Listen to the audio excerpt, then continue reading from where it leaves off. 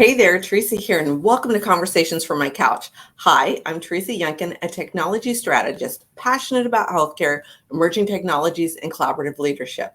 I help leaders get laser focused on how to manage the change new technologies bring to their industry to lead inspired teams that deliver powerful results.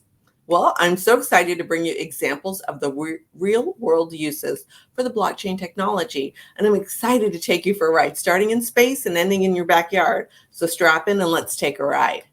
So Space Force. Yeah, Space Force is contracted with cybersecurity startup Zage. Their technology relies on blockchain technology to verify access to individual nodes in the network and ensure data provided by the network is trustworthy.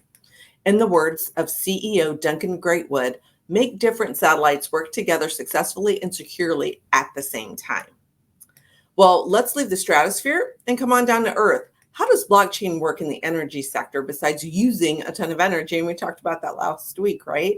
Well, let's talk oil and gas. In the oil and gas sector, trades are used to purchase and to supply energy between different companies.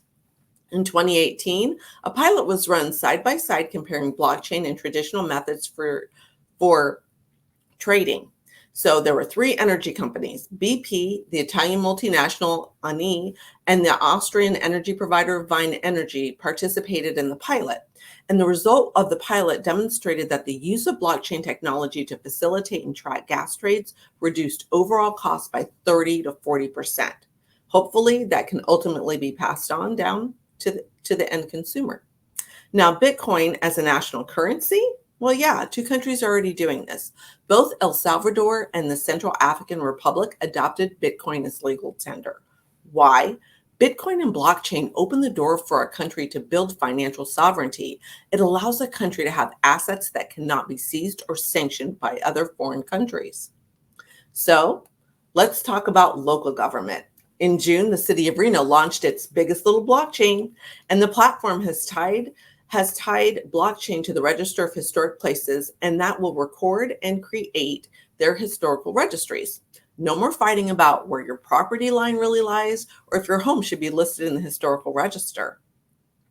So if you're getting ready to buy or sell a house, right now you can execute that whole transaction on the blockchain. Or how about buying or selling your home as an NFT or using crypto to pay for it? Well, Propy is a company powered by Web3 technology for the real estate industry that has a blockchain to execute these types of deals. Now, for me, no discussion would be complete without discussing healthcare. Now, many of the processes in healthcare are based on trust and contracts, whether it be supply chain or moving patient records from one healthcare setting to another. Being secure, blockchain can be one solution.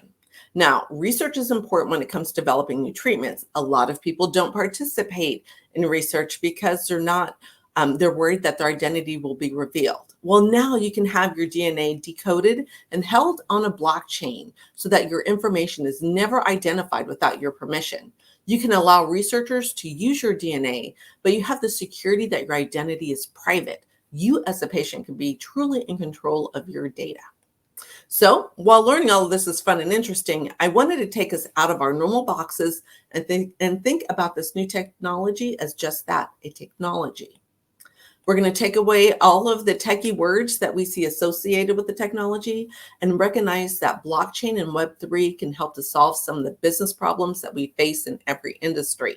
It helps when it comes to building trust because we have common agreements. There's the ability to have one source of truth. There's security that information or transactions can be altered, and control of how and when that data is shared and for what purposes. So let's talk about how fast technology changes our behavior, because many of us think that this is way off in the future. I want you to refocus on it this way. It took PayPal 5 years to hit 50 million users. It took YouTube 4 years, Facebook 3 years, Twitter 2 years, and Pokemon Go 19 days. We like to embrace technology. So take some time looking at the innovations associated with blockchain in your industry and start to think outside of your box about your industry when it comes to this new technology. Change is coming and it's coming soon. Be prepared. If this new digital environment is something that you've been putting off learning about, you can grab 30 minutes to work with me to develop a strategy to start the education that you need in your organization to develop a framework to participate in Web3. My calendar is in the description below.